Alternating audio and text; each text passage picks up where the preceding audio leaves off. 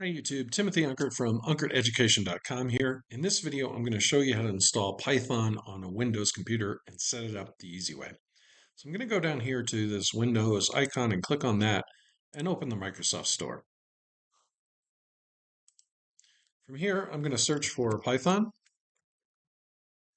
and you'll see that I've already installed this on a different machine, but Python here is 3, and if we go down, we actually have 3.12 here available. I'm going to click Get, and that's going to download.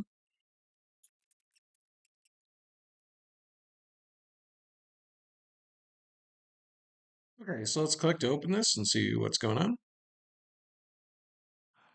And that's going to open up PowerShell. And we've got Python 3.12 here. So we could do something like print 2 plus 3. We get 5 and so on. I'll just exit out of here. Okay. Now let's open up VS Code. So I'm going to click on VS Code here. I'm going to close down the store. And what I want to do is open a folder in VS Code. I'm going to open one on my desktop. I'm going to create a new folder. And what I'm going to do is I'm going to call that Python. I'll select the folder. And here we'll go, create a new file. Let's call this test.py.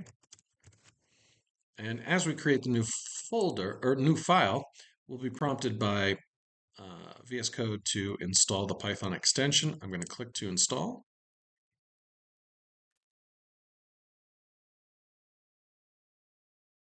Okay, now that's all set up, so we can close that out and we can go here and let's do a print hello world program. So we'll just do hello world and we can run the Python program with this arrow right here. And there we go. We get hello world. Hopefully you found this video helpful. If you did, please like and subscribe, and thank you for watching.